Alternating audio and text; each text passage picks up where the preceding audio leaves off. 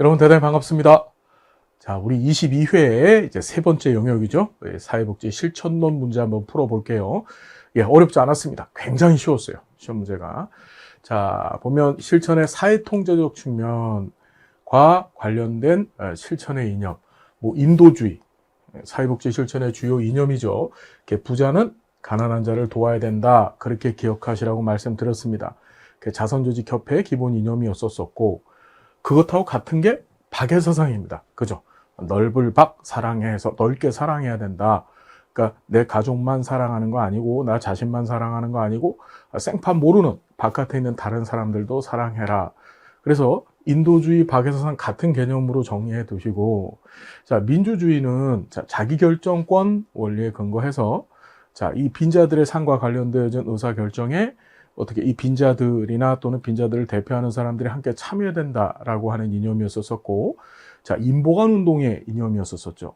자, 사회 진화론입니다. 사회 진화론은 우리 스펜서라고 하는 학자에 의해서 만들어진 건데, 자, 이 세상에 부자는 진화가 잘 된 사람, 가난한 사람은 진화가 덜 된 사람. 왜 그러냐 하면 이것이 기존의 이제 중상주의 시대를 넘어서서 자본주의 시대로 들어온 거예요. 자유주의 시장 경제 체제, 즉 자본주의 시대로 딱 넘어오면서 그 자본주의 시대에 잘 적응을 한 사람들은 진화가 잘 된 사람, 그래서 부자가 된 거고, 그리고 그 자본주의 시대에 적응을 못한 사람, 그럼 이제 어떻게 가난한 사람이 됐다라고 본 거예요. 그래서 이 사회 진화론은 이 진화가 잘 된 사람이 부자가, 진화가 덜 된 사람, 가난한 사람을 통제해도 된다라고 하는 그런 생각을 갖고 있었다 그랬죠. 자선조직협회는 이 사회 진화론에 의해서 이제 빈자를 가져다 놓고서 도울가치가 있는 빈자, 도울가치가 없는 빈자로 자기네들이 통제하면서 나눴던 거예요. 무슨 말인지 이해되시나요? 우리가 진화라는 게 사람은 진화가 잘 돼 있고 원숭이는 진화가 사람보다 안 돼 있잖아요. 그러니까 우리는 어떻게 하지? 원숭이를 통제하죠. 어디다 갖다 놓고서. 동물원에다 가져다 놓고서 우리 마음대로 통제를 한단 말이에요. 그러니까 진화가 잘 된 존재는 진화가 덜 된 존재를 통제해도 된다. 사회 통제적 성격 갖고 있다. 이거 시험에 기존에도 출제가 됐었어요. 사회 진화로. 자, 다양화는 의사결정에 있어서 여러 가지 주체들이 한꺼번에 다 참여해도 된다. 그러니까 이해관계에 있어서 그 이해관계에 같은 이해관계를 갖고 있는 사람들이 의사결정 과정에, 사회적 의사결정 과정에 참여해도 된다는 이념이었었죠. 자, 그래서 답은 4번입니다. 아주 쉬운 문제고. 기능주의에서 강조한 내용으로 옳은 것을 모두 고른 것 됐습니다. 자, 1930년대 후반에 이 진단주의에 맞서서 미국에서 이제 사회복지 실천 학파로 기능주의가 등장을 했다 그랬습니다. 인간에 대해서 매우 긍정적인 시각을 갖고 있었다 그랬죠. 자, 보면 개인의 의지, 그렇죠. 개인의 자율적인 의지를 인정을 했어요. 이제 진단주의는 프로이트의 정신분석 이론의 영향을 받아서 개인은 무의식에 의해서 통제되고 무의식에 의해서 무의식적 삶을 사는 존재라고 봤던 거예요. 근데 기능주의는 개인은 자율적인 의지를 갖고 있다라는 얘기했죠. 자, 그다음에 개인에 대한 심리 내적 진단이라고 했습니다. 개인에 대한 심리 내적 진단 하는 건 이건 누구 얘기예요? 이거는 이 진단주의자들의 얘기죠. 심리 내적인 진단을 통해서 이 개인의 문제의 원인을 찾아내려고 했던 거죠. 프로이트 정신분석 이론의 영향을 받았기 때문에 그래요. 전문가와 클라이언트 사이의 원조관계, 맞죠? 전문가와 클라이언트 사이에는 원조관계를 맺고 있고, 그죠? 그러니까 원조관계예요. 그러니까 진단, 치료적 관계는 아니고, 자, 그 다음에 기관의 기능을 강조했죠. 문제를 해결받을 수 있는 기관의 기능을 강조했다. 그 니은만 틀렸네요. 그러니까 옳은 것을 모두 고르라 하면은 기억, 디귿, 리을 요 3번이 답이 되겠네요. 그렇죠, 여러분? 자, 이제 3번을 볼게요. 특정 문제에 대해서 어떠한 서비스를 제공할 것인가를 결정할 때 클라이언트 의사를 존중해 주는 것을 의미하는 윤리적 쟁점이었어요. 그러니까 어떤 서비스를 제공할 것인가, 그죠? 제공할 것인가 관련해서 클라이언트 의사를 존중해 준다는 것은 이 서비스의 대안들을 쭉 사회복지사가 제시를 하고 그 중에서 선택권을 클라이언트한테 준다는 의미를 갖고 있는 거죠. 이게 바로 클라이언트의 자기 결정권에 관한 얘기입니다. 그러니까 윤리적 쟁점 종류들이 쭉 있는데 그 중에서 이제 자기 결정권 얘기, 이것도 아주 쉬운 문제죠. 자, 4번 인권 문제 나올 거라고 봤어요. 이것도 출제가 됐다. 그런데 우리 교재에만 있는 내용으로 출제됐다. 이거 다른 교재에 있는 거 있으면 저한테 한번 갖고 와 보세요. 우리 기본서에서 다루고 있는 내용이 그대로 출제가 됐었습니다. 자, 천부성은 인간이 세상에 태어나면서부터 존엄성을 가지고 있다는 의미다. 천부는 하늘이 부여했다는 뜻이에요. 하늘 천자, 그 다음에 부여할 부해가지고. 그러니까 하늘이 인간한테 부여한 권리. 그러니까 우리 인권을 얘기할 때 보통 천부인권 이렇게 얘기를 하죠. 그러니까 인간이 만들어준 게 아니에요. 그러니까 태어날 때부터 가지고 나온 본질적인 권리. 어떤 위력에 의해서도 침해돼서는 안 될 권리. 그걸 천부권이라고 하고, 자, 자유권은 시민적, 정치적 권리를 얘기하더라. 이 자유권을 1세대 인권이라고 얘기하죠. 1세대 인권.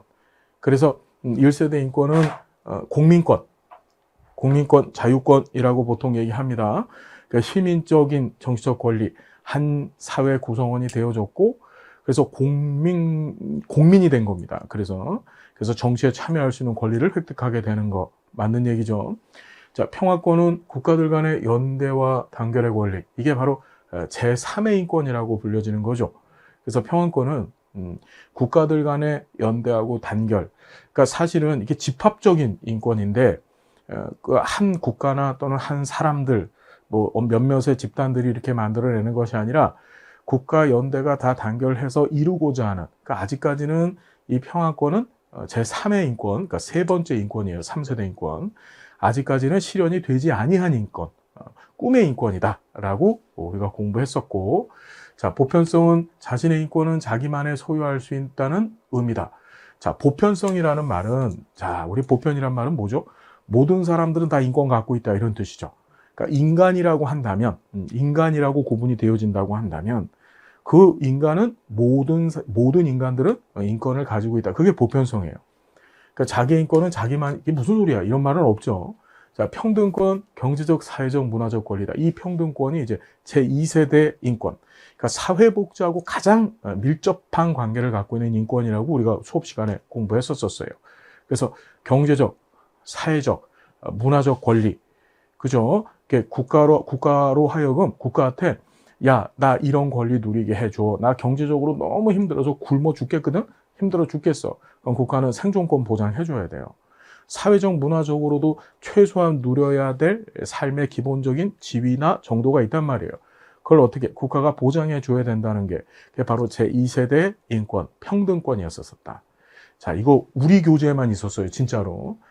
자, 로엔버그 돌고프 얘기가 뭐 안 나오면 이상한 거죠.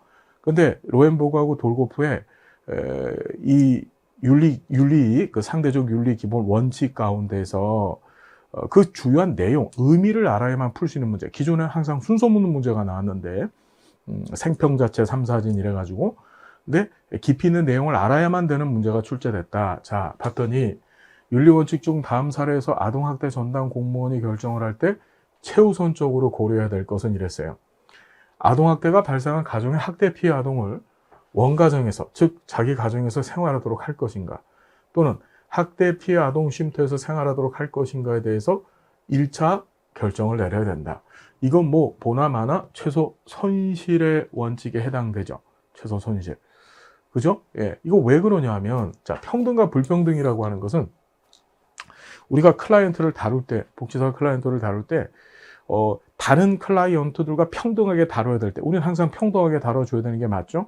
그런데 어떤 위계적 관계에 있어서 우리의 클라이언트가 억압을 당하고 있다고 한다면 그 억압당하는 클라이언트는 그 억압하는 클라이언트에 비해서 억압하는 사람과는 불평등하게 대우를 해줘야 된다 그랬었어요.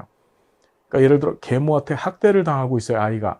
그럼 우리는 어떻게 계모하고 이 학대당하는 아이를 평등하게 대해주면 안 되겠죠. 무슨 말인지 알겠습니까? 그때는 어떻게 이 계모는 뭐 불평등하게 대해야 되고, 아이는 이제 아이하고 계모를 불평등하게 대해서 아이 입장에서 우리가 개입을 해야 되겠죠. 자, 그 다음에 여기도 지금 그래서 자칫하면 오해할 수 있는데, 여기에 뒷부분에서 원가정에서 생활하게 할 것인가, 학대 피해 아동 쉼터에서 생활하게 할 것인가, 이건 대안이에요. 이 아이의 문제를 해결하는 데 있어서의 대안들인데, 그 대안이 이 아이한테 가장 해가 되지 않는 것 또는 해악이 되지 않는 것, 그걸 우리 최소 손실의 원칙 또는 최소 해악의 원칙이라고 얘기를 했었었죠. 그렇죠. 그것에 대해서 고민을 해봐야 돼요. 다시 한번 얘기하면 원가정에서 생활을 하게 하는 것이 아이한테 좋을까? 아니면 학대 피해 아동 쉼터에서 생활하도록 하는 것이 좋을까? 그죠? 어떤 것이 아이한테 해를 덜 끼칠까? 그 대안들 중에서 자, 가장 고민해 봐야 될 일이죠. 뭐 사회정의, 이런 건 없고요. 진실성과 정보 개방, 사생활 보호 비밀 보장, 전혀 거리가 먼 얘기들이죠. 그 답은 몇 번입니까? 뭐 쉽게 2번 풀 수 있습니다.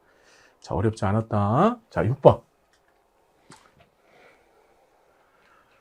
자, 1960년대와 1970년대 외원단체 활동이, 자, 외원기관이 나왔어요. 외원기관, 그러니까 외국 원조단체 얘기하는 거죠. 민간 외국 원조단체. 우리나라 사회복지 발달에 미친 영향으로 옳지 않은 것 같았습니다. 자, 사회복지가 종교와 밀접한 관련하에 전개되도록 하였다. 그러니까 우리나라는 1950년에 한국전쟁이 터져요. 그리고 나서 1950년에 그 유엔의 결의에 의해서 우리 유엔 16개국이죠.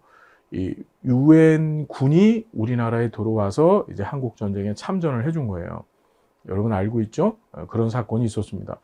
그때 이 군인들과 함께 누가 들어왔냐면은 이제 겉으로 보여지는 것은 복지, 그러니까 외국에 우리나라를 원조해 주기 위해서 들어왔는데 실제로는 선교, 그러니까 종교에 대한 포교 목적을 갖고 우리나라 들어왔던 거예요.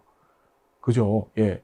그래서 당시 미국인들, 선교사들이 많이 우리나라에 들어옵니다. 군인들과 함께 이제 구제, 구호 목적으로 들어왔지만 보여지는 것은 실제로는 이제 기독교 선교를 하기 위해서, 또 저 터키군도 우리나라에 들어오죠. 이제 터키에서는 이슬람교 선교하고 이제 구제, 구호하려고 들어왔던 거예요.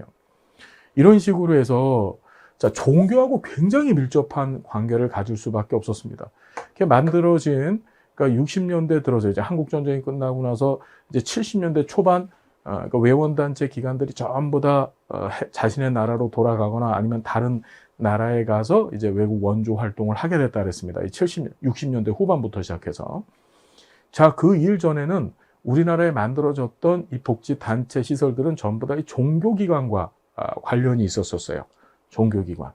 특히 이제 기독교 이 기관에서 기독교 종교적 색채를 띤 기관들이 우리나라에 들어와서 이제 많이 활동을 했죠.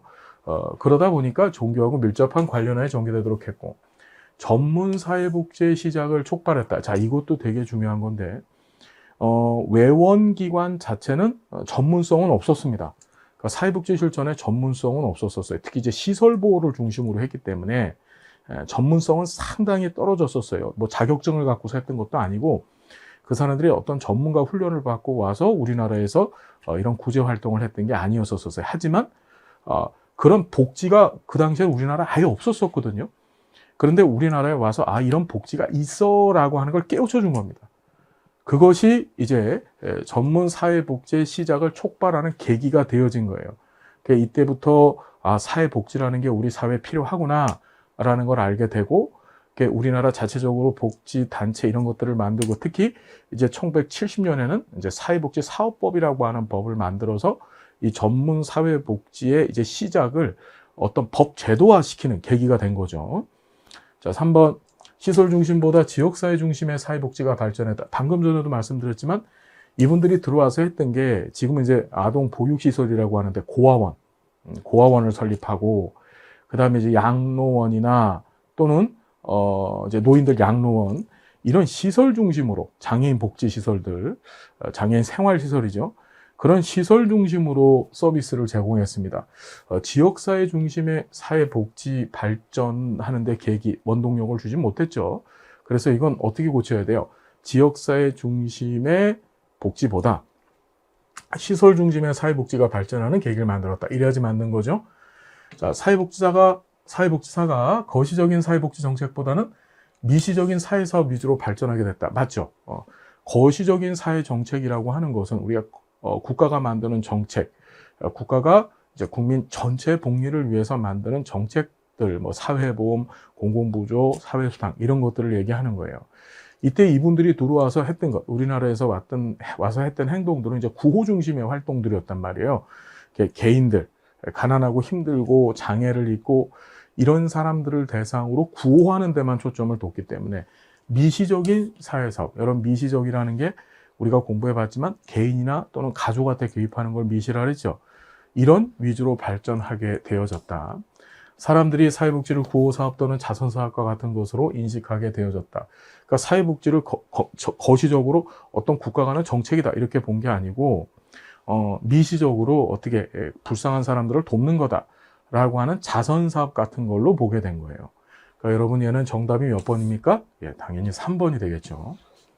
자, 7번 문제가 처음 출제가 됐어요. 우리가 1929년 밀포드 회의 얘기가 뭐 시험엔 여러 차례 나왔는데 이때 이제 공통기반, 밀포드 회의에서 사회복지사가 갖춰야 될 기본적인 지식 및 방법론에 공통적인 기반이 있다는 데 대해서 합의를 봤다라는 건 시험에 여러 차례 출제가 됐거든요. 자, 그런데 그 공통 기반이 뭔지, 그 8가지가 있는데 그 뭔지를 묻는 건 요번이 처음 문제였었어요. 아주 세부적인 문제를 물었죠. 한번 보면 사회에서 받아들여지는 규범적 행동에 대해 벗어난 행동에 대한 지식이 있다. 이걸 보통 일탈이라고 얘기하죠. 그러니까 일탈과 관련되어진 지식 그런 것이 있고 인간관계 규범의 활용도라고 했습니다.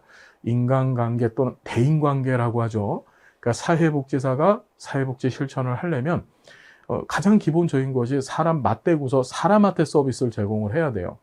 그래서 이 대인관계 또는 인간관계 그걸 하는데 어떤 규정 그런 것들을 활용하는 정도가 있어야 되고 클라이언트의 사회력이라고 했습니다. 클라이언트의 삶의 궤적이죠.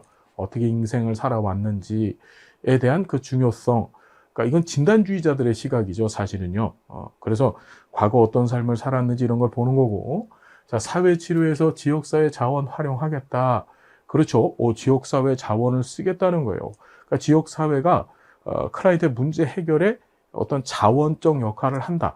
이건 사실 진단주의자들의 생각을 확 벗어난 이야기였었어요.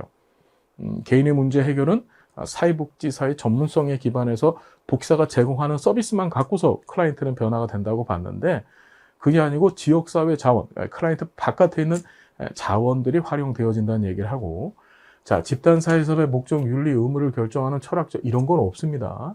여러분 그래서 다시 말씀드려요. 예, 이렇게 세부적인 문제들이 출제가 돼요. 세부적으로. 요새 경향이 이렇죠. 자, 8번. 사회복지 실천 현장 분류의 예로 옳지 않은 것 했습니다.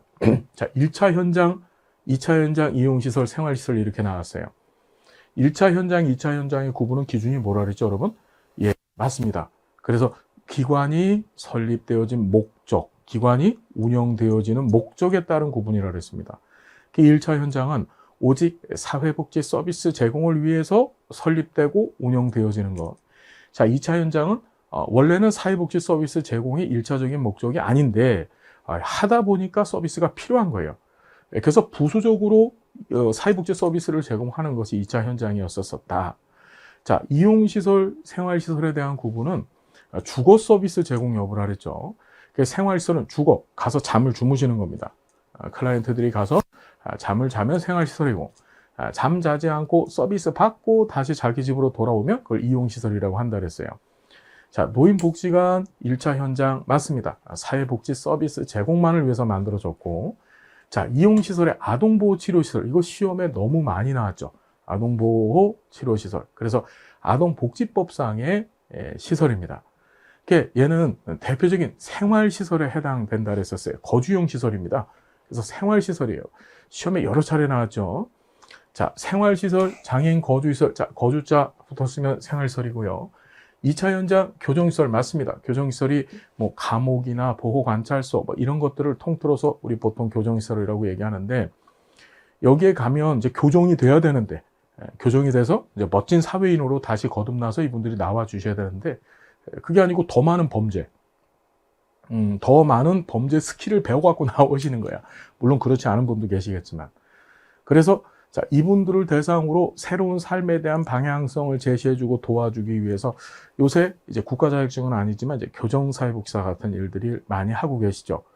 그래서 사회복지 서비스가 부수적으로 필요한 것. 2차 현장 맞습니다. 자, 생활시설, 노인 요양원. 자, 맞습니다. 그렇죠. 그 정답은 몇 번인가요? 예, 2번이죠. 예, 이용시설 아니고, 자, 생활시설이더라. 이거 많이 시험에 나왔습니다. 아동보호치료시설 꼭 정리해 두십시오. 자, 강점, 관점, 안 나오면 이상하죠? 예, 셀러비가 얘기했던. 자, 강점, 관점에 관한 설명으로 옳은 것을 모두 고른 것 했습니다. 자, 보면, 개입의 핵심은 개인과 가족, 지역사회 참여다. 그렇죠? 개인은, 강점, 관점은 생태체계적 관점의 영향을 받아서 만들어졌다 그랬어요. 생태체계적 관점의 가장 핵심적인 키워드는 환경 속의 인간이에요. 그러니까 클라이언트 개인과 그 다음에 클라이언트의 환경들, 그죠? 그 환경들이 다 이 개입에 있어서의 아주 중요한 요소가 되어진다는 시각이죠. 그러니까 사회복지사가 클라이언트도 보고 그 다음에 환경도 같이 봐야 된다. 그게 바로 생태체계적 관점이고 거기에 영향을 받은 게 강점 관점이에요. 자, 봤더니 개입의 핵심은 문제를 갖고 있는 클라이언트 개인과 그 다음에 가족이나 지역사회는 뭔가요? 예, 바로 클라이언트의 환경이죠. 클라이언트 바깥에 있는 환경이에요. 그러니까 클라이언트 개인도 보고 가족도 보고 지역사회도 같이 보는 거예요. 그들의 강점을 보기 때문에 그들이 갖고 있는 역량, 강점을 통해서 클라이언트 개인의 문제를 얼마든지 해결할 수 있다고 보는 시각이란 말이에요. 그래서 이 지문도 여러 번 시험 문제 나왔어요. 자, 답은 기억은 맞고. 클라이언트의 능력보다 전문가의 지식이 우선시 되어진다. 이건 병리적 관점 얘기죠. 그죠? 클라이언트의 능력보다 전문가의 지식을 우선시하는 거. 클라이언트의 능력, 즉 강점 또는 역량을 더 우선시하는 게 강점 관점이죠. 자, 사회복지사는 클라이언트의 진술을 긍정적으로 재해석해서 활용한다. 여러분, 클라이언트의 진술을 긍정적, 이 말 빼놔. 이건 말 그대로 헷갈리게 하려고 긍정적이라고 집어넣는 거예요. 클라이언트의 진술을 재해석이라는 말은, 자, 병리적 관점은 바로 프로이트의 정신분석 이론의 영향을 받았고, 이 정신분석 이론에서는 이제 사람들이 하는 말, 특히 이제 클라이언트라고 하는 역기능적인 상황에 놓여져 있는 사람이 하는 말은 무의식적으로 막 쏟아내는 말이에요. 그러면 그 무의식적으로 쏟아내는 말 안에 그 겉으로 보여지는 그 무의식적 이야기는 본질이 아니라고 보고 그 내면에 있는 얘기들을 정신분석학과 같은 이론적 방법을 통해서 재해석, 이론에 기반해서 다시 해석을 해내는 거야. 아, 저놈이 지금 겉으로는 이런 이야기 하고 있는데 저 얘기의 진짜 본질이 뭐지? 이런 걸 찾아내는 겁니다. 그게 바로 병리적 관점이죠. 그래서 이 긍정적 빼놓고 복지사는 클라이언트의 진술을 재해석해서 활용한다. 이거는 뭐죠? 병리적 관점이고, 강점 관점에서는 클라이언트의 진술을 그냥 인정하죠. 클라이언트는 믿을 만하고, 즉 신뢰할 만하고, 클라이언트는 충분히 역량을 갖고 있는 존재이기 때문에 그가 하는 말을 그냥 믿는 겁니다. 인정해 주는 거예요. 인정. 자, 이것도 틀렸네요. 자, 현재 강점을 갖게 된 어린 시절의 원인 사건의 치료에 초점을 맞춘다. 이것도 지금 헷갈리게 하려고 이렇게 붙여놓은 건데, 강점 관점에서는 무슨 어린 시절 원인 사건이 현재 강점을 갖게 하고 이런 게 없어요. 예, 그런 게 없습니다. 이건 타고난 거야, 강점이라는 것은. 그래서 사건의 원인의 치료에 초점을 맞춘다. 이것도 병리적 관점의 얘기죠. 앞에 거 띄어내고 어린 시절의 원인 사건의 치료에 초점을 맞춘다. 그건 병리적 관점 얘기입니다. 그래서 얘는 완전한 병리적 관점 설명이고, 얘는 긍정적자 싹 떼버리면은 병리적 관점 얘기고, 얘는 현재 강점을 갖게 된 여기 없애버리고 어린 시절의 원인 사건의 치료에 초점을 맞춰서 그 원인을 돌고 판다. 그럼 이거 병리적 관점 얘기죠. 답은 1번만 맞네요. 자, 10번. 전무적 원조 관계에 관한 설명으로 옳은 것은, 자, 전무적 원조 관계, 우리가 다른 말로 전무적 관계라고 했었습니다. 사회복지사 클라이언트가 맺은 클라이언트를 사회복지사가 돕고자 하는 그런 계약 관계를 원조 관계라고 얘기를 했죠. 자, 보면 옳은 것, 클라이언트의 문제와 욕구가 중심되다. 당연하죠. 이거 펄만이 얘기한 거죠. 시간에 제한을 두지 않는 관계가 아니라 시간에 제한을 둡니다. 그래서 개입의 목표를 달성하는, 그 개입의 목표가 뭐죠? 클라이언트의 문제의 욕구를 해결하는 거예요. 그때까지만 개입하고, 그죠? 예, 그다음부터는 개입하지 않는 거예요. 시간 제한을 둬야 됩니다. 안 그러면 친구 관계 되는 거지 뭐. 친구 관계, 연인 관계, 부부 관계, 뭐 이렇게 되는 거죠. 예, 그거 아닙니다. 친구, 연인, 부부는 계속해서 가잖아. 근데 그거 아니고. 자, 전문가의 권위는 부정적 작용을 한다. 자, 전문적 관계 요소 안에 전문가의 권위가 존재를 합니다. 근데 권위는 부정적 작용을 한다. 이건 사실 조금 논쟁의 여지도 있긴 한데, 자, 권위라고 하는 것은 이 사회복지사가 이 전문적 관계를 형성하는 복지사가 속해 있는 기관과 그 다음에 클라이언트가 부여해준 힘이에요. 복지사는 그 권위를 통해서 이 치료, 원조 관계에 있어서 이 개입의 목표를 달성하는데 그 권위를 사용하는 거예요. 그러니까 클라이언트가, 사회복지사 권위가 있어야만 클라이언트한테 야, 이거 좀 하십시오 라고 했을 때 클라이언트가 그걸 따라줄 거 아닙니까? 무슨 말인지 알겠나요? 그래서 자, 얘는 부정적 작용을 할 수도 있다. 이러면 사실은 맞는데 부정적 작용을 한다. 이렇게 단정을 지니까 틀린 거예요.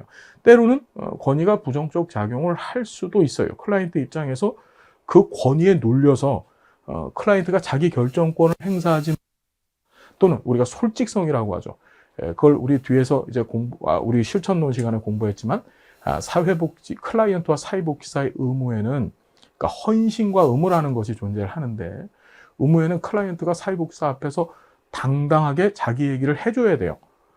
근데 권위가 그걸 눌러서 자기 얘기를 하지 못하는 바람에 사회복지사가 적절한 개입이나 또는 개입의 시점을 놓칠 수가 있단 말이에요. 그래서 얘는 권위는 부정적 작용을 한다. 이게 아니라 부정적 작용을 할 수도 있다. 이러면 맞지만 그냥 무조건 부정적 작용을 한다. 이러면 이건 틀린 거죠. 권위가 필요한 거예요. 전문가가 자신과 원조 방법에 대해서 통제해서는 안 된다.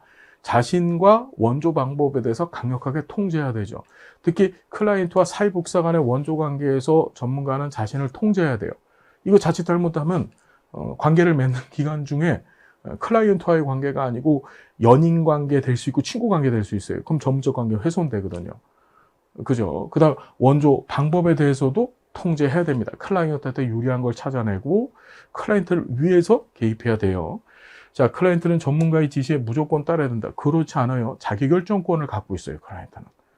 그러니까 클라이언트는 전문가의 지시에 따라주면 좋은데 무조건 따르는 건 아니죠. 전문가가 죽어라 이러면 같이 죽을 거 그건 아니잖아, 그죠? 예. 자, 그래서 무조건 때문에 틀렸고 얘는 부정적 작용을 한다가 아니라 할 수도 있다 이러면 맞더라. 답은 몇 번입니까? 1번이 되겠죠. 자, 11번 봅니다. 핑커스 미난의 4체계 모델을 다음 사례에 적용할 때 대상과 체계 연결로 옳은 것 했습니다. 자, 핑커스 미난의 4체계 뭐가 있었죠? 예, 클라이언트 체계, 표적 체계, 변화, 매개 체계, 그다음에 행동 체계 4가지가 있었어요. 자, 보면 가족센터 교육강좌를 수강 중인 결혼 이민자 A가 있는데 최근 결석이 잦아졌어요. A의 이웃에 살면서 자매처럼 친하게 지내는 변호사 B에게서 A의 근황을 전해들은 가족센터 소속의 사회복지사 C는 자, 항상 사회복지사는 변화매개체계가 되죠.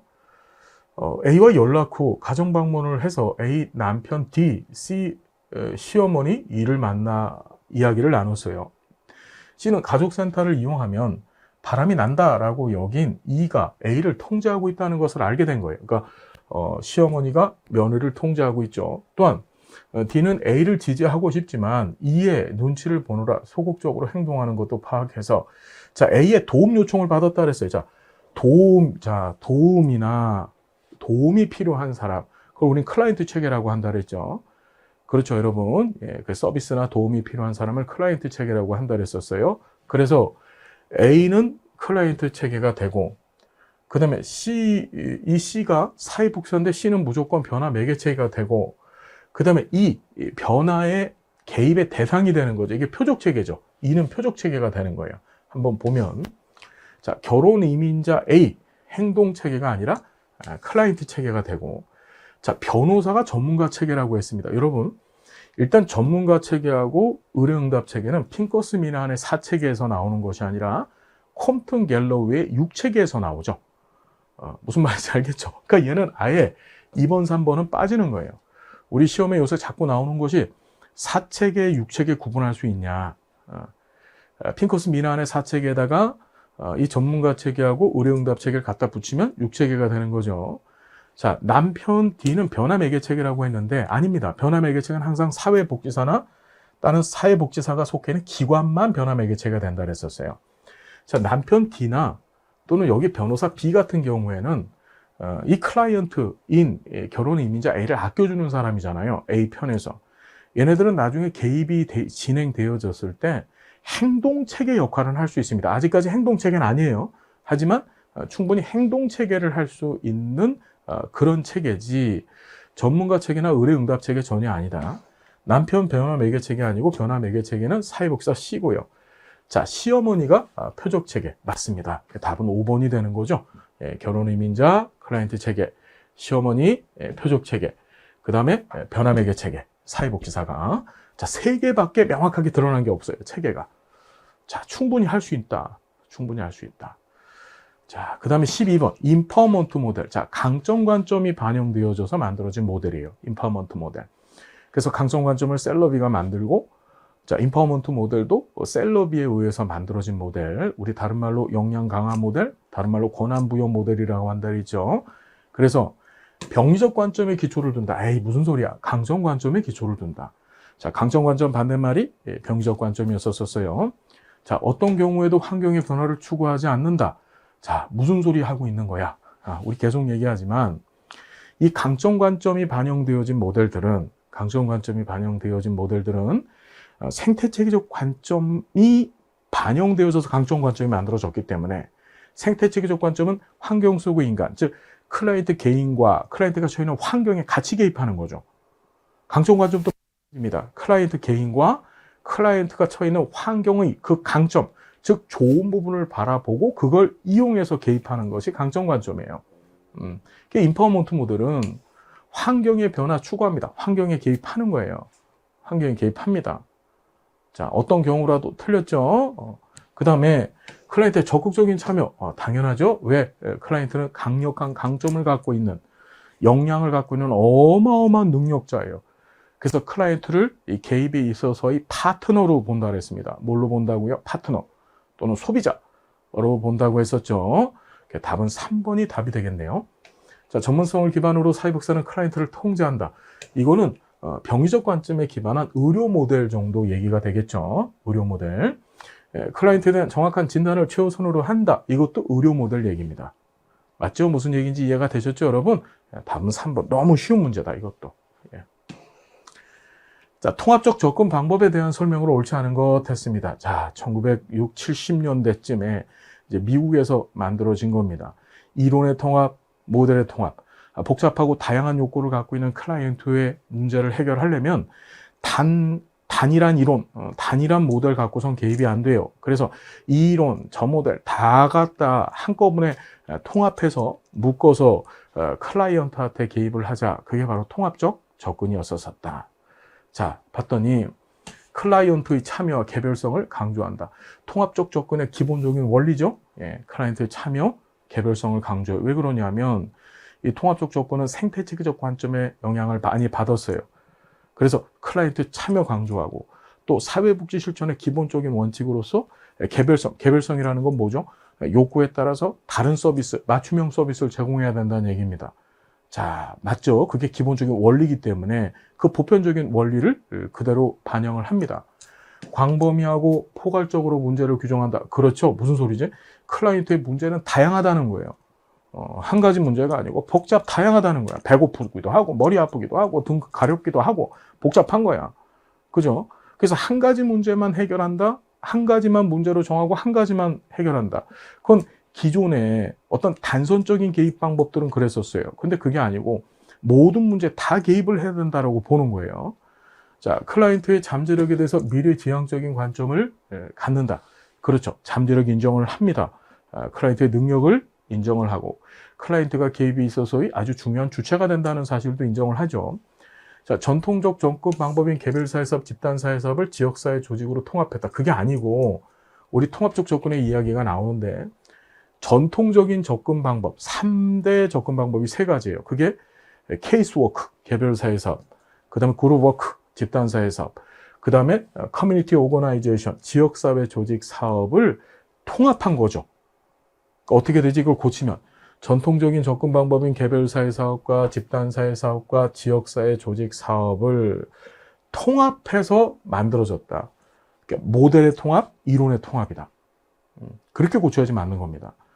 자, 사회복지 실천 과정에서 공통으로 적용 가능한 개념이나 원리 등이 있음을 전제하다. 그게 이거죠. 클라이언트의 참여, 개별성, 잠재력에 대한 인정, 이런 것들을 공통적으로 적용 가능한 개념이나 원리 등으로 바라보는 거예요. 알겠나요? 그래서 이 이론, 저 이론에서 우리가 주장하는 게 있어. 이거 해야만 클라이언트 문제가 해결돼. 이 이론, 저 모델들이 각자 자기 얘기를 하는데 그 내면을 이렇게 훑어보면 결론은 이거다. 이런 것들이 숨겨져 있고 그런 공통적인 그런 개념들, 적용 가능한 개념들, 원리들을 끌어다가 클라이언트의 욕구나 문제를 해결하는데 통합적으로 사용한다. 그게 통합적 접근이라고 하는 거예요. 자, 14번. 자, 사회복지 실천의 관계 요소인 헌신과 의무에 관한 설명으로 옳은 것을 모두 고른 것은, 자, 이것도 시험에 여러 차례 나왔어요. 특이하기 때문에. 헌신과 의무. 우리가 전문적 관계를 구성하는 요소들이 있는데, 전문적 관계 구성 요소. 그런데 그 구성 요소들을 가만히 보면 다 사회복지사가 할 일들이었었어요. 복지사가 갖춰야 될 요소들. 그런데 이 헌신과 의무만큼은 사회복지사와 클라이언트가 함께 갖고 있어야 된다 그랬죠. 그러니까 사회복지사도 헌신 의무를 하고 클라이언트에게도 헌신과 의무의 규정이 있다 그랬습니다. 자, 무슨 얘기인지 알겠죠? 자, 보면 일관성을 포함하는 개념이다. 이거 여러 번 나왔죠. 왜 일관성일까? 헌신 의무라고 하는 얘기는 일관적으로, 그러니까 클라이언트 입장에서 사회복지사를 보면 제가 나를 계속해서 돕는구나. 그게 일관성이죠. 제가 날 버리지 않는구나. 엉망진창하다가 이렇게 좋게 하다가 중간에 나 포기하지 않는구나. 그게 일관성이에요. 그러니까 일관성을 포함하는 개념 맞고요. 자, 원조관계에서 책임감과 관련이 있다. 그죠? 사회복지사가 클라이언트의 문제나 욕구 해결과 관련해서 책임지겠다는 책임감이 있고, 자, 원조관계의 목적을 달성하기 위해서 필요하다. 당연하죠. 자, 클라이언트는 헌신을 해야 되나? 의무를 갖지 않는다. 아니죠. 클라이언트도 헌신과 의무, 이 두 가지 요소를 클라이언트도 갖는다 그랬었어요. 그래서 클라이언트가 갖춰야 될 의무는 뭐라 그랬죠? 여러분, 자신의 얘기를 솔직하게 해줘야 돼요. 나 이런 문제가 있고요. 지금 개입을 받으면서 이런 부분 많이 해결됐고요. 그게 의무입니다. 그런 진적 사항에 대한 보고, 그렇죠. 자기 상황에 대한 자기 보고, 그게 복지사한테 있어야 복지사는 어떻게 돼? 이제 개입을 해 나가면서 고쳐 나가기도 하고 개입을 해 나가면서 이제 뭐 종결의 시점도 정하고 하겠죠. 그래서 이 헌신과 의무는 계속 얘기하지만 사회복지사뿐만 아니라 클라이언트도 갖고 있는 전문적 관계의 요소였다. 그게 이제 자주 시험에 나왔던 거예요. 특이하기 때문에. 굉장히 특이하죠. 그래서 14번은 리을만 틀렸네요. 답은 2번이다. 자, 15번서부터 15분까지만 하고 잠깐 쉴까요? 자, 한국 사회복지사 윤리강령 왜 안 나오나 했어. 왜 안 나오나? 반드시 나온다 그랬잖아요. 그죠? 나오는데 이것도 저희 교재를 보면 이렇게 표로 만들어 드렸잖아요. 그죠? 그 만들어진 표 안에서 출제가 됐던 거예요. 자, 봤더니 한국 사회복지사 윤리강령에서 사회복지사 윤리 기준 중 클라이언트에 대한 윤리 기준 영역에 해당하지 않은 것. 자, 종결, 기록 정보 관리할 때 윤리, 직업적 경계 유지, 클라이언트하고 어떤 사적 관계를 맺지 말아야 된다는 얘기고, 정보에 입각한 동의, 그렇죠. 사전 고지에 관한 얘기가 이 안에 담겨 있고, 이해 충돌에 관한 대처 얘기가 있습니다. 얘는 뭐죠? 이거는 기본 윤리 안에 전문가로서의 실천의 윤리 기준, 전문가로서의 실천 윤리 기준 안에 포함되어 있는 내용이에요. 그래서 여러분, 윤리강령은 실천론에서 무조건 한 문제는 나와요. 반드시. 그래서 우리 교재에도 구조도를 이렇게 만들어 드렸어요. 그 구조도 문제가 출제가 된 겁니다. 일단은 그 구조도, 기본 틀을 머릿속에 싹 정리를 해 두시고, 그 다음에 세부적인 내용들은 그 구조도에 맞춰서 이제 반복해서 눈에 익혀 주시라고 말씀을 드렸습니다. 그 많은 걸 왜 해? 여러분, 사회복지사가 돼가지고 윤리강령도 모르면 어떡해요. 그지? 이게 지금 제5차, 5차 개정되어진 윤리강령 문제가 출제된 거예요. 자, 이제 16번서부터 풀어봐요. 전문적 원조관계 형성의 장애 요인. 우리 교재에서 이거 6개 있다고 공부했었습니다. 6개. 이렇게 순서대로 보면 맨 위에 이제 불신, 사회복지사를 믿지 못하는 겁니다. 클라이언트가. 그 다음에 양가 감정이 있었었죠. 그 다음에 비자발성이라고 해서 클라이언트가 끌려온 겁니다. 스스로 자신의 문제 해결하려고 사회복지사를 찾아온 게 아니라 정말 가기는 싫은데도 불구하고 끌려온 거. 그 다음에 이제 저항, 그 다음에 전의, 역전의 이런 것들이 있었었죠. 자, 봤더니 전문가의 권위.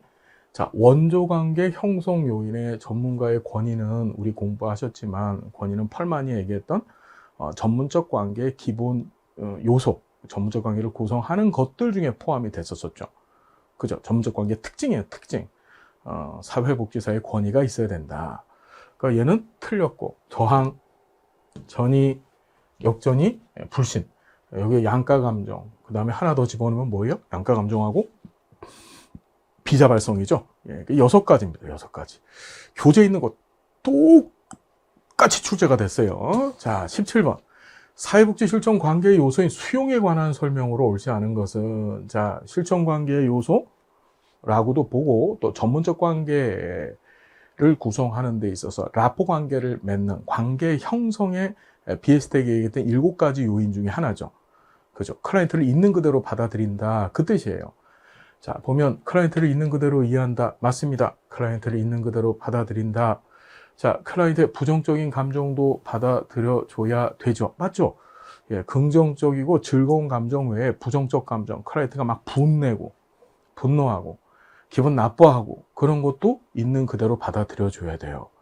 자, 사회규범에서 벗어난 행동도 허용하면, 이건 틀렸죠. 이것도 여러 번 시험에 나왔었어요. 그러니까 수용이랑 방종에 대한 인정, 그러니까 방종이라고 하는 것은 사회적 규범을 깨뜨린 거예요. 깨뜨린 거. 예를 들자면 이제 범죄 행위, 뭐 이런 것들이죠. 그런 것도 다 수용해? 사람 죽이고, 뭐 이런 것들, 도둑질하고, 그런 것들은 수용의 대상들이 될 수가 없어요. 자, 그래서 일탈되어진 것들, 방종, 이런 것들은 수용의 대상이 아니다. 자, 3번 틀렸네요. 4번. 편견이나 선입관을 줄여가면서 수용에 도움이 된다. 이랬습니다. 그 수용을 하기 위해서는 사회복지사가 갖고 있는 편견, 그렇죠. 그러니까 편견이라고 하는 것은 한쪽으로 쏠려 있는 볼견, 시각이에요. 근데 선입관이라는 것은 이미 형성되어진 가치 판단의 기준입니다. 이건 옳아, 이건 틀려, 이런 식으로.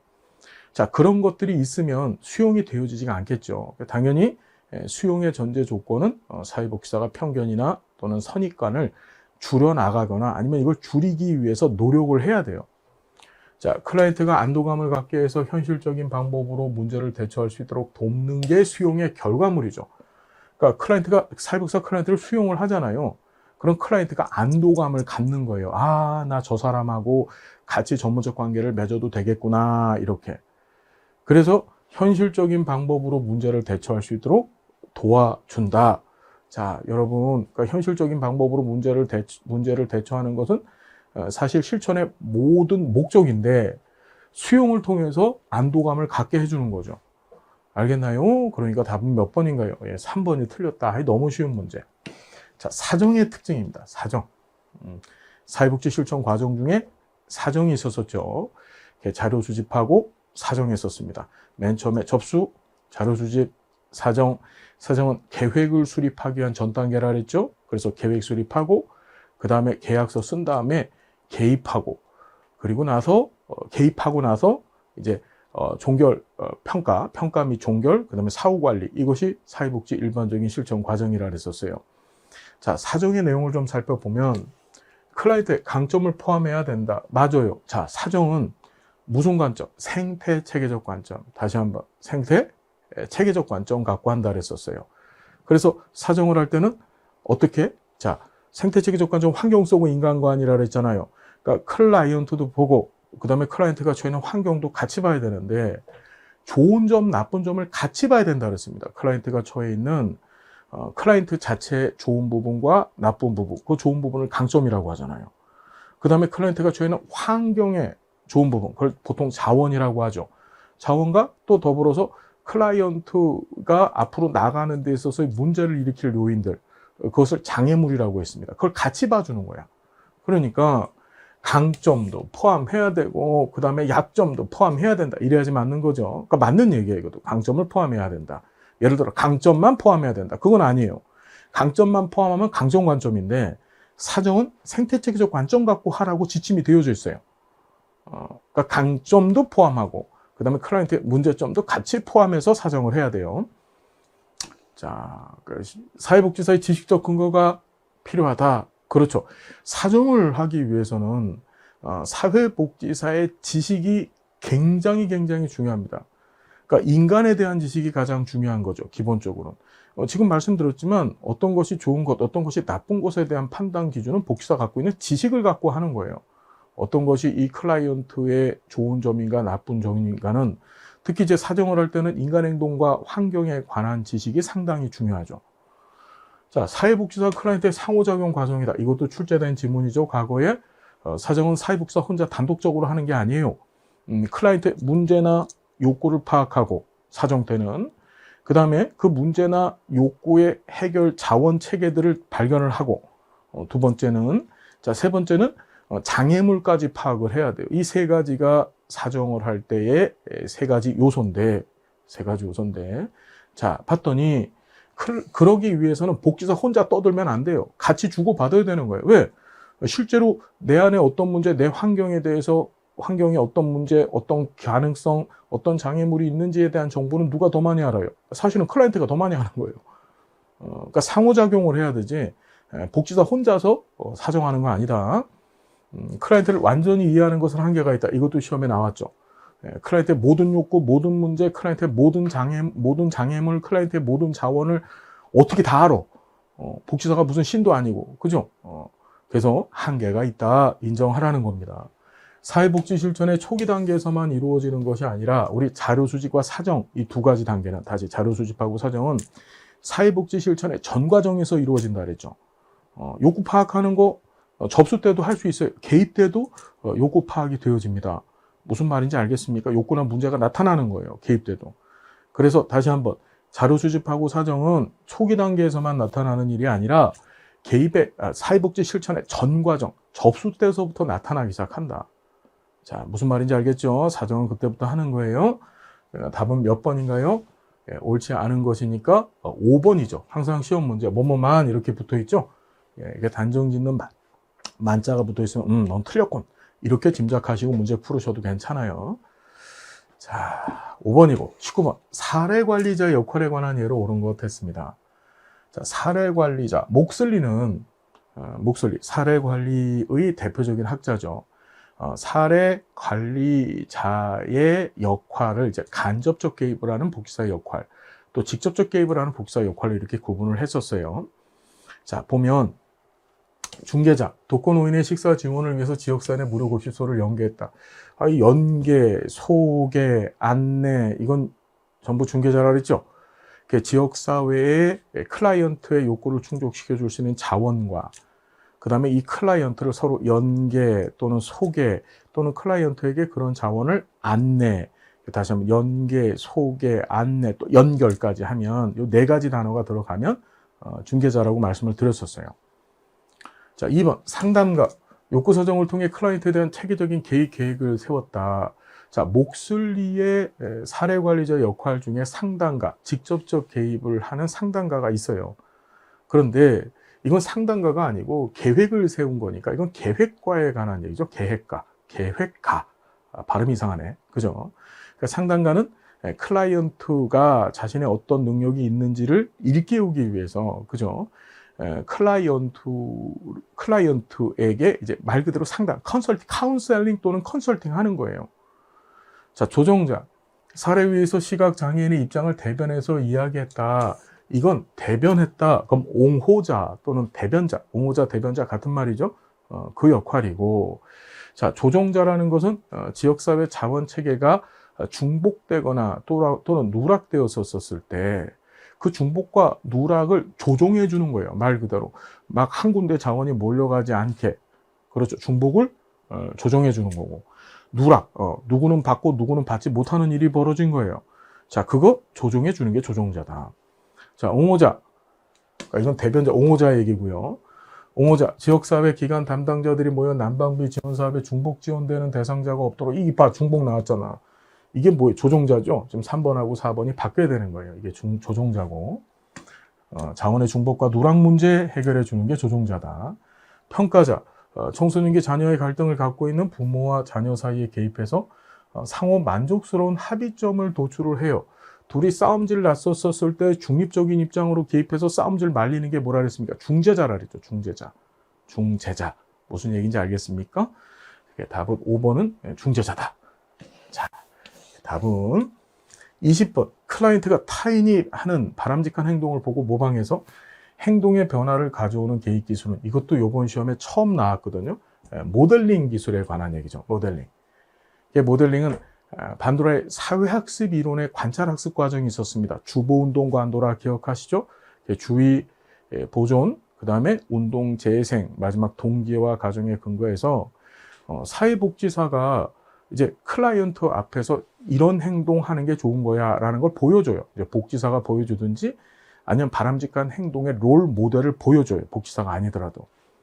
그럼 이제 클라이언트가 그걸 보고 아 저렇게 하는 게 바람직한구나 하고 한 것을 모방, 즉 따라하는 겁니다. 뭐에 따라서 반도라의 관찰학습 과정, 주보운동 관도라에 맞춰서요. 그죠? 모델링입니다. 이거 처음 출제가 됐고 기존에는 사회복지 실천 기술론에서만 이 모델링이 출제가 됐었거든요. 이제 행동주의 모델이나 또는 인지행동 모델의 개입 기법이죠. 모델링이. 그런데 이번에는 이제 실천론에서 처음 출제가 됐다. 답은 2번이죠. 어렵지 않습니다. 자, 21번. 사례관리의 원칙입니다. 자, 사회복지사가 사례관리할 때 사례관리의 기본적인 원칙. 자, 사례관리는 만성적이고 복합적인 욕구를 갖고 있는 클라이언트를 대상으로 해서 개입하는 기법이라고 했습니다. 그렇죠. 그래서 만성적이라는 얘기는 어떤 단회기성 기법을 통해서 해결될 수 없는 문제나 욕구를 갖고 있는 사람이에요. 즉 평생 서비스 제공을 해야 된다 이런 뜻이죠. 그래서 서비스 개별화 시켜야 됩니다. 개별 욕구에 맞춰서 맞춤형 서비스 제공해야 되고, 자, 서비스 접근성을 높여줘야 돼요. 클라이언트가 쉽게 우리 서비스를 이용할 수 있게 가격이나, 그러니까 서비스의 가격이나 또는 서비스의 접근 통로나 서비스의 제공 장소나 이런 것들을 확보시켜줘야 되고, 자, 서비스 연계성이 나왔는데 사실 이거는 서비스 통합성이죠. 그러니까 통합성을 달성하기 위해서 연계 조정하는 거예요. 그죠, 여러분? 그래서 연계성이라고 이렇게 낸 거는 이게 보통 모든 책들의 제목 안엔 연계성이 없거든요. 통합성을 설명하면서 연계 얘기를 해요. 그러니까 통합이라고 하는 것은 클라이언트의 욕구를 충족시켜주기 위해서, 모든 욕구를 충족시켜주기 위해서, 그걸 우리 포괄성이라고 얘기하는데 지역사회의 다양한 자원 체계들을 연계 조정하는 거죠. 이건 연계성, 그러니까 통합성 얘기하고 있는 거고, 서비스의 분절성이 아니죠. 분절성 아니고 이건 뭔가요? 비분절성이라고 해야지 맞는 거죠. 분절이라는 말은 끊어져서 간다는 뜻이에요. 클라이언트 욕구를 충족시켜주기 위해서는 이 서비스가 통째로 잘 가져야 되는데 그게 아니고 끊어져서 간다는 거야. 그래서 분절성 아니고 비분절성.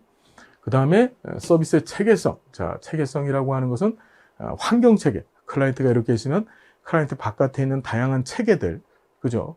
그 체계들이 일종의 자원으로서 활용되어지고 그들과 주고받는 상호작용을 활성화시켜야 된다는 의미를 체계성에서 갖고 있는 거죠. 자, 뭐 어려운 얘기 전혀 아니라서 답은 4번이다. 21번의 답은 4번이죠. 자, 그 다음에 해당하지 않는 거 4번이에요. 자, 22번. 다음 사례에서 사회복지사가 자료 수집 과정에서 사용한 정보의 출처가 아닌 것 했습니다. 정보 출처 문제예요. 22번. 자, 보면 사회복지사는 정보 자료 수집이나 사정 때는 정보가 필요해요. 클라이언트의 정보가. 근데 그 출처는 여러 가지가 있을 수 있는데 그걸 이제 예시를 갖고 세부적으로 묻는 문제, 조금 난도가 있는 문제라고 생각해 볼 수 있겠죠. 자, 복사는 결석이 잦은 학생 A에 대한 상담을 하기 전 담임 선생님으로부터 A와 반 학생들 사이에 갈등 관계가 있음을 들었다. 자, 일단 정보가 누구한테 나왔습니까? 담임 선생님한테 나왔죠. 그렇죠. 그러니까 주변인으로부터 정보 획득한 거예요, 지금. A 학생, A 클라이언트에 대해서. 그래서 자, 이후 상담을 통해 A가 반 학생들로부터 따돌림 당하고 있음을 알게 되어졌다. 그러니까 A하고 직접적인 상담을 했죠. 클라이언트의 이야기가 있었죠. 상담을 한다는 얘기는 이야기를 했다는 뜻이죠. 상담 과정에서 A는 사회복지사와의 눈을 맞추지 못하고 본인의 이야기를 하는 것에 주저하는 모습을 보이며 상담 내내 매우 위축된 모습 보였습니다. 클라이언트의 비언어적인 행동, 말을 한 것 말고 비언어적으로 지금 눈도 못 맞추고 그 다음에 얘기에 주저하고 그렇죠. 위축된 모습 보여준 거예요. 이걸 통해서 얘가 지금 자신감이 없구나, 얘가 지금 문제가 있구나를 파악을 한 거죠. 비언어적인 행동. 자, 그 다음에 어머니와 전화 상담을 통해 자, A가 집에서 가족들과 대화를 하지 않고 방 안에만 지내고 있다는 것을 알게 되었다. 이것도 주변인 어머니로부터 정보 획득을 한 거죠. 지금 얘 같은 경우에는 지금 뭘 하지 않았습니까? 상호작용하는 걸 직접적으로 보지는 못한 거예요. 엄마하고 친구들하고 같이 막 이렇게 상호작용하는 모습을 이렇게 봤다고 한다면 답이 되겠지만 그건 없죠. 그건 없죠. 자, 그래서 답은 3번으로 보는 게 합리적이다. 자, 23번 경청. 먼저 시험도 경청 얘기가 나왔는데 이번에도 또 경청 문제가 출제가 됐어요. 먼저도 출제가 됐고 이번에도 출제가 됐다. 경청은 잘 들어주는 걸 얘기하죠. 클라이언트의 시선을 맞춰야 되고 경청할 때는 당연하죠. 그러니까 클라이언트 입장에서 제가 내 얘기를 잘 들어주고 있구나라는 느낌을 갖게 만들어야 되는 거예요. 자, 클라이언트의 이야기에 반응하지 않아야 된다. 반응, 그렇군요. 네, 맞아요. 이게 경청하는 거죠. 클라이언트는 막 얘기하고 있는데 딴 데 보고 있거나 너는 떠들어라 이러고서 나는 귀에다가 이제 이어폰 꽂고서 유튜브 보고 앉아 있어요. 반응하지 않는 거죠. 예, 그렇게 되면 그 경청 아니죠. 반응해야 된다가 맞고, 클라이언트의 언어적, 비언어적 표현을 함께 파악해야 된다. 자, 경청은 꼭 잘 들어주는, 즉 언어적인 표현에만 집중하는 것이 아니고 한술 더 떠서 비언어적인 표현도 관찰을 통해서 그 표현 안에 숨겨져 있는 내용들을, 깊이 있는 내용들을 찾아내야 돼요. 자, 클라이언트의 감정과 사고를 이해하고 파악하는 것이다. 그렇죠. 경청을 통해서 언어적, 비언어적인 표현 속에 숨겨져 있는 감정과 클라이언트의 사고, 생각을 이해하고 파악하는 것. 클라이언트에 대한 열린 마음과 수용적인 태도가 있어야만 경청이 가능하겠죠? 예, 답은 너무 쉬운 문제 2번이다. 이런 거 틀리면은 안 된다. 자, 24번. 사회복지 실천 과정 중 계획 수립 단계에서 수행해야 되는 복지사회 과업이랬어요. 계획 수립 단계에서 수행해야 되는 복지사회 과업. 자, 얘를 좀 잘 봐야 되는데 서비스 효과 점검이에요. 자, 점검은 모니터링, 형성평가를 했습니다.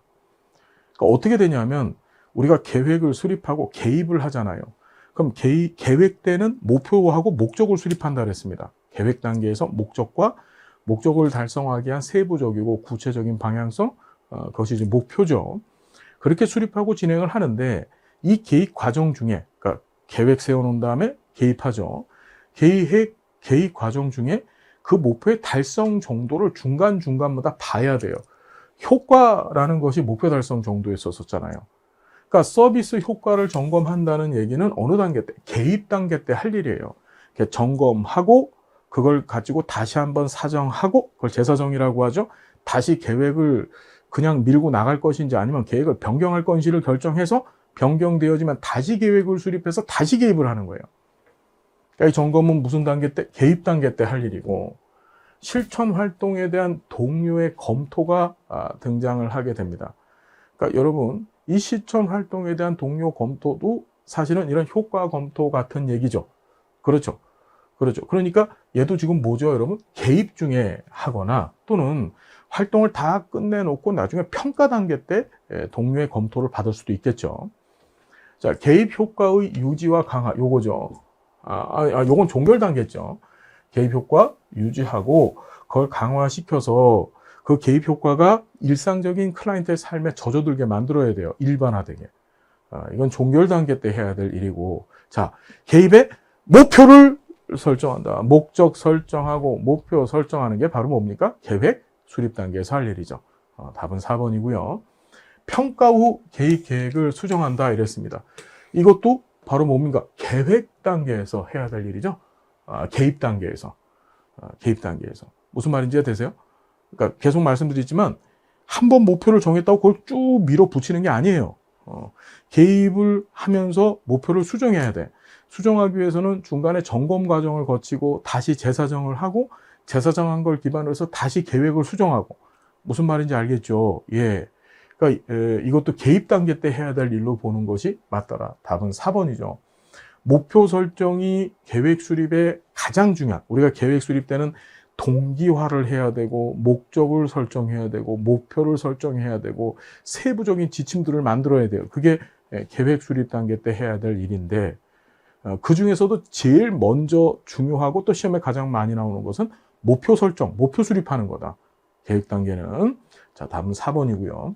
자, 25번. 면접의 유형에 관한 예. 자, 제스트로의 면접 유형 문제가 출제됐어요. 제스트로는 자, 면접의 목적에 따라서, 뭐에 따라서요? 목적에 따라서 정보 수집 면접, 사정 면접, 치료 면접 이렇게 세 가지를 나눴다. 자, 정보 수집 면접이라는 것은, 그러니까 면접이라는 말이 얼굴을 맞댄다는 뜻이잖아요. 맞대는 거야. 그러면 자, 정보 수집 면접이라는 것은 클라이언트하고 얼굴을 맞댄 목적이 뭘까? 클라이언트의 객관적인 정보를 모으려고 하는 거예요. 너 나이는 어떻게 되니? 너 가족력은 어떻게 되니? 뭐 이런 식으로. 자, 두 번째가 사정 면접입니다. 사정은 계획을 수립하기 전 단계가 사정이라 그랬죠. 그래서 클라이언트의 욕구나 문제가 뭔지를 파악하고, 그 다음에 그 욕구나 문제를 해결할 수 있는 자원들을 찾아내고, 그 다음에 한술 더 떠서 장애물까지 찾아내는 게 사정 면접이라 그랬습니다. 얼굴 맞대는 목적이 그거죠. 자, 핵심이 치료 면접인데, 이게 과거에도 한번 나왔죠. 얼굴 맞대는 거야. 맞대서 이 맞댐을 통해서 클라이언트의 문제를 해결해야 돼요. 그런데 자, 보면 얼굴을 맞대는 대상이 우린 항상 사회복지 실천은 생태체계적 관점 갖고 한다 그랬잖아요. 그러니까 클라이언트하고 얼굴을 맞댈 수도 있고, 클라이언트의 환경하고 얼굴을 맞댈 수도 있어요. 무슨 소리냐면, 이 치료 면접은 클라이언트하고 얼굴을 맞대서 클라이언트한테 어떤 상담이나 또는 사회복지 실천 기술을 제공하는 것도 치료 면접이 돼요. 반면에 클라이언트의 환경에서 클라이언트를 지지해 줄 수 있는 사람들, 클라이언트가 이렇게 있으면 클라이언트가 사는 동네 무슨 이장님, 사회복지 전담 공무원, 복지관 관장 이런 사람들하고 얼굴 맞대서, 아유, 우리 이 클라이언트가 있는데 이 사람 좀 도와주세요. 이 사람한테 필요한 자원이 이건데 좀 제공해 줄 수 있나요? 이것도 뭐다? 치료 면접이다. 그러니까 치료 면접은 얼굴을 맞대는 게 두 군데다. 누구다? 클라이언트하고 얼굴을 맞대는 경우가 있고, 클라이언트 치료를 위해서. 그 다음에 클라이언트의 환경에서 클라이언트를 지지해 줄 수 있는 체계들하고 얼굴을 맞대기도 하더라. 그 환경에 대한 치료 면접이죠. 자, 보면 옳은 것 한번 찾아봅시다. 갈등을 겪고 있는 부부를 대상으로 문제에 대한 과거력, 개인력, 가족력, 상당히 객관적인 정보들이죠. 이거 파악하는 거 맞습니다. 자, 사전 면접, 클라이언트의 사회 적응을 위해서 환경 변화를 목적으로, 자, 클라이언트와 관련 있는 중요한 사람하고 면접을 진행을 해요. 자, 이건 뭘까?